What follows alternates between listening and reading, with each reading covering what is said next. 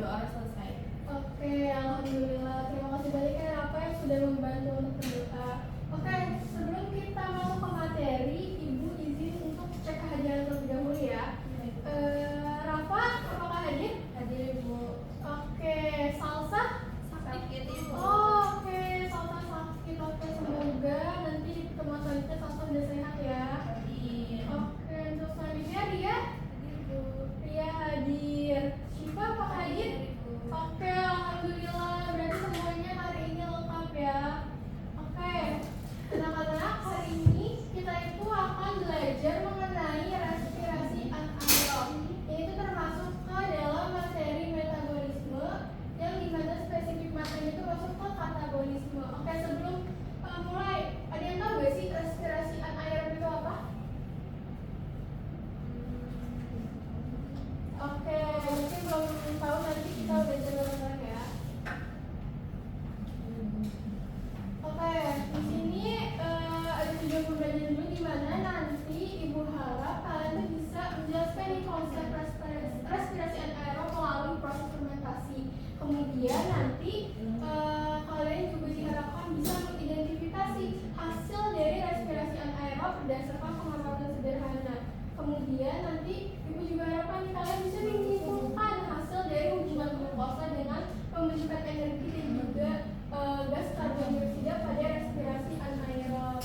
Oke. Sebelum kita mulai praktikum hari ini, ada yang tahu apa ini? Tape. Oke. Berarti kalian udah sering dong ya kayak lihat di mana-mana tape itu. Oke, mungkin anak-anak bisa maju sebentar sini. Oke, di sini Ibu udah ada tape nih.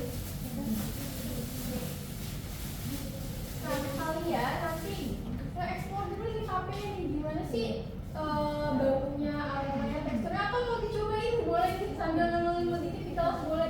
Gimana sih rasa tape itu, atau mungkin ada yang belum nyobain atau emang gak suka. Dan nanti sambil kalian mengamati tape ini mungkin bisa diisi dulu nih di LKPD di bagian kegiatan 1 ya, sebelum Ibu bagiin ya. Oke, jadi sambil kalian mengamati si tapenya itu, kalian sambil juga nih ngisi di LKPD sesuai kelompok aja ya. Berarti kelompok 1 itu Syifa dan Ria, yang kelompok 2-nya itu Rafa. Rafa nanti kan yang sama nggak masuk, mungkin Rafa mengerjain secara sendiri ya. Oke, mungkin bisa dimulai dari sekarang. Ibu kasih waktu sekitar 2-3 menit ya.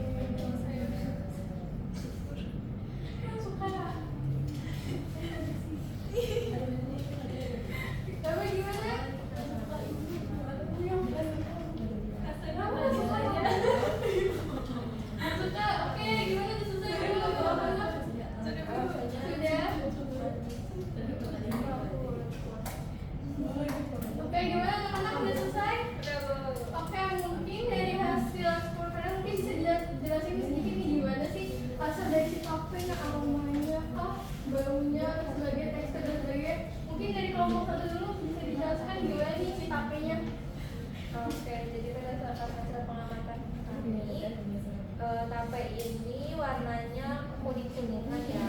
Kuning-kuningan. Terus Nah, buat aromanya itu dia kayak ada wangi khas gitu kan, wangi khas ragi. wangi khas ragi. Jadi hasil fermentasinya. Nah, teksturnya itu dia lembek-lembek gitu. Terus rasanya itu manis asam. Manis asam gitu. Kalau Rafa gimana Rafa hasil fermentasinya? Kalau dari tampilannya itu warnanya kuningnya dia kayak matang gitu, tapi ada putih-putihnya mungkin itu sisa-sisa dari fermentasinya ya. Terus aroma baunya itu baunya cukup menyengat ya ibu, dia kayak bau hasil fermentasi gitu, bau alkohol tapi manis gitu. Terus tekstur itu dia lunak, lembut gitu. Terus rasanya seperti yang kayak cipa tadi, ada asam, ada asam Ada asam manisnya. Oke. Oke, kalau udah boleh silakan kembali ke tempat duduk masing-masing ya. Oke, tadi kan anak-anak semua nih udah mengamati tape nih dari aromanya, tekstur tadi ada yang bilang tekstur agak lembek-lembek bu, warnanya kuning-kuning gitu. Terus juga ada yang bilang kayak rasa tadi tapenya tuh asam manis. Tadi ada yang suka, ada yang enggak, ada yang suka yang bikin cemilan lain tadi ya. Nah tadi kan ada yang sempat nih bilang rasanya itu tape itu asam manis. Nah ibu mau nanya nih kenapa tape itu rasanya asam manis gitu? Awalnya kan tape itu dari singkong kan keras gitu. Kok bisa gitu jadi lembek? Ada yang tahu kenapa?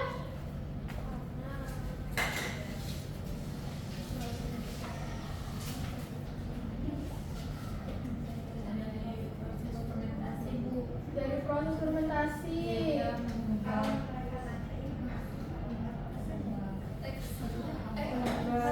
dikukus dulu. Ya nanti coba ya.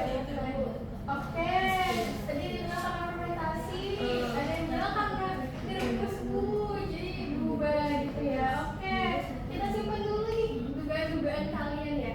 Oke, sebelum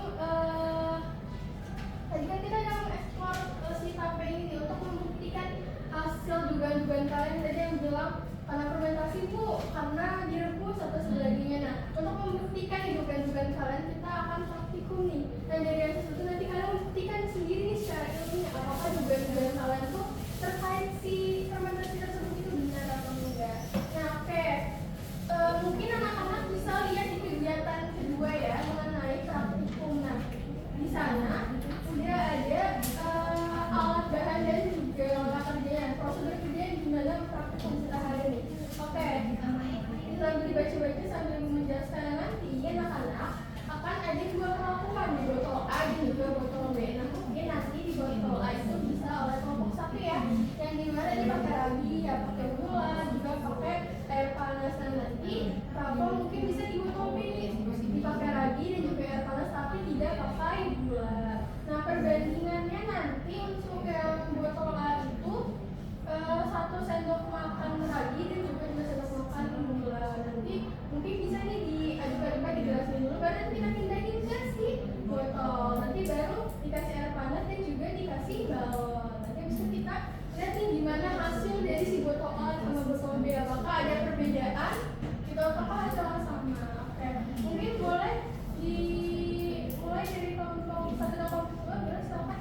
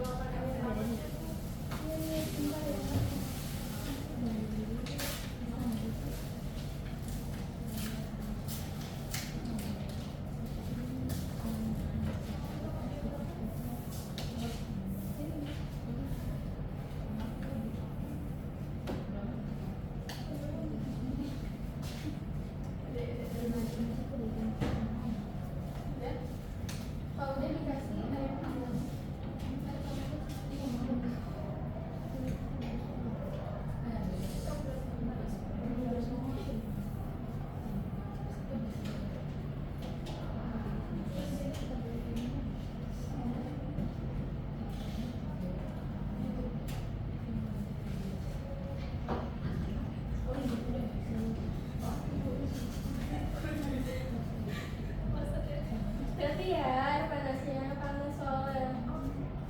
Apa mau? Dikit lagi Pak. Nanti diaduk biar apa? Supaya merata si garam ini. Ini kita cukup Bu, segini lagi apa tambah lagi?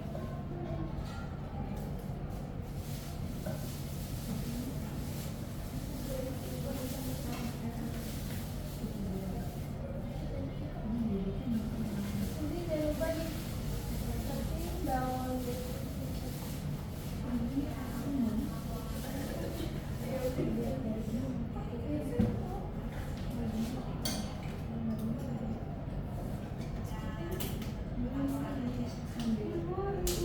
bentar ya. Ibu ambil tambahan bawang.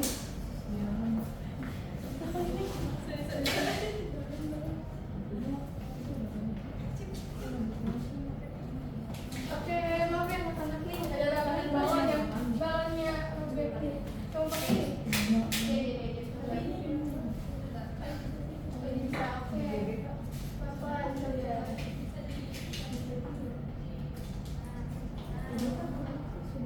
Ini kok masuk pensi?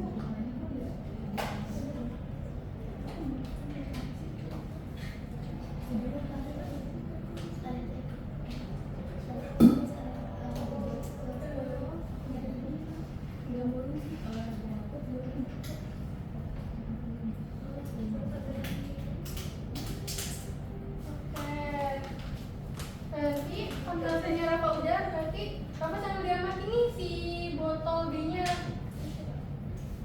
dari cairannya atau dari bawah dan sebagainya. Nanti bisa sambil dicatat di LHPD.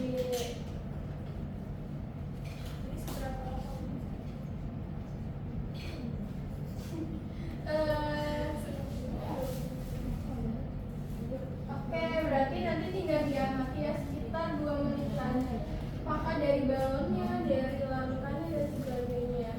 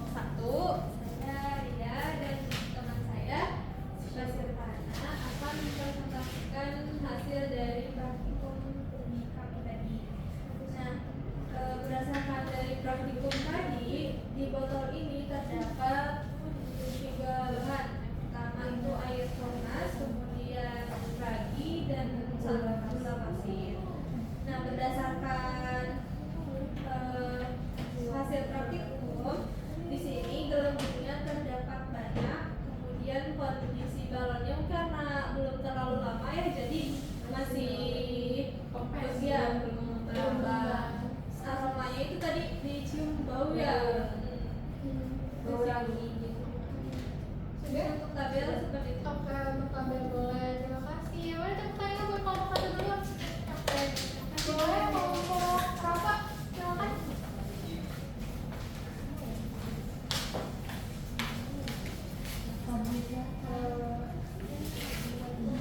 Baik, untuk hasil praktik dari kelompok 2 pada lakukan pada metode B itu perbedaannya dari kelompok 1 tadi kan tidak diberikan gula ya. Nah, jadi dia belum di dalam itu tidak terdapat gelembung, terus kondisi balonnya juga menyusut atau kempes, tapi dia tadi balonnya menyusutnya ke dalam botolnya. Masuk ke dalam botol ya? Iya, masuk ke dalam botolnya. Terus pas dicium tadi, pas dibuka balon ini ternyata aromanya itu asam dan kayak gitu. Asam dan apa? Iya. Oke. Sudah. Oke, terima kasih ya Rafa. Oke, terima kasih banyak ya tadi sudah mau mengamatan, terus juga sudah mempresentasikan nih hasilnya. Oke, untuk memperjelas nih kenapa sih yang botol A kok bisa gitu balonnya nggak lubang, terus yang botol B kok bisa balonnya masuk ke dalam gitu ya. Oke, sebelum masuk ke penjelasan itu kita masuk ke bahasa dasarnya dulu nih terkait respirasi anaerob. Nah, jadi apa sih respirasi anaerob? Jadi respirasi anaerob itu tuh dia merupakan proses dari katabolisme yang akan memecah glukosa dan menghasilkan energi. Nah, dia ini tanpa menggunakan oksigen. Nah, hasil itu nanti akan sebagai aksesor untuk elektron terakhirnya. Nah, di sini ada dari ciri-ciri respirasi anaerob. Nah, tadi kan sudah dibilang ya di pengertian kalau misalnya respirasi anaerob itu tuh dia nggak butuh oksigen. Terus gimana sih terjadinya? Dia tuh terjadinya di sitoplasma. Nah, kemudian energi yang dihasilkan itu akan sedikit. Nah, dia ini menghasilkan juga produk seperti alkohol ataupun asam laktat. Dan contoh daripada fermentasi apa yang sudah kita observasi dalam lereng. Nah, selanjutnya ini ada dari fungsi dari respirasi anaerob. Nah, fungsinya apa sih? Fungsinya ini untuk pertama menghasilkan energi ketika oksigen itu terbatas. Dan kedua itu membantu organisme tetap bertahan hidup. Dan terakhir itu dimanfaatkan dalam proses fermentasi makanan maupun minuman. Nah, selanjutnya ada tahapan dari respirasi anaerob. Nah, itu secara garis besar ini ya, dimana tahap yang pertama ada glikolisis. Nah, glikolisis itu yang memecah si molekul glukosanya menjadi 2 molekul asam pirufat. Nah, akan menghasilkan 2 ATP dan juga 2 NADH. Nah, ini sama persis dengan tahap di respirasi anaerob.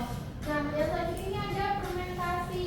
Nah, dimana di fermentasi itu asam pirufat yang dihasilkan dari glikolisisnya itu akan direduksi menggunakan elektron dari NADH. Nah, tujuannya buat apa sih? Ini untuk mengubah kembali si NADH menjadi NAD+, sehingga proses dari glikolisisnya itu bisa terus berjalan secara berulang. Nah, tadi di sini ada jenis-jenis dari fermentasi. Fermentasi yang pertama itu dari fermentasi asam laktat, dan di mana itu kan terjadinya di sel otot hewan maupun manusia saat kekurangan oksigen. Contohnya nih saat kita berolahraga berat. Nah, dia juga ditemukan di mikroorganisme lain seperti bakteri asam laktat atau Lactobacillus bulgaricus. Nah, selanjutnya fermentasi alkohol. Nah, tadi kan fermentasi alkohol salah satu contohnya itu adalah tape ya. Tadi kan tape disebut ini sama Ria sama Rafa, sama Syifa juga karena tape itu tuh rasanya asam manis bu gitu. Kok bisa asam manis gitu loh? Asam manisnya itu tuh berasal dari mana sih? Asamnya itu tuh berasal dari si amilum sisintonnya, yang dimana dia itu tuh akan mengubah si glukosa pada makanan tersebut sehingga dia akan menghasilkan rasa manis. Nah, asamnya dari mana? Asamnya itu dari si senyawa alkohol, yang dimana dia itu dilepaskan oleh si ragi saat proses anaerob. Nah, di sini juga ada perbedaan dari aerob dan juga anaerob. Nah, di sini juga ada kekurangannya nih. Tadi kelebihannya dia tuh menghasilkan energi tanpa oksigen, kemudian prosesnya berlangsung secara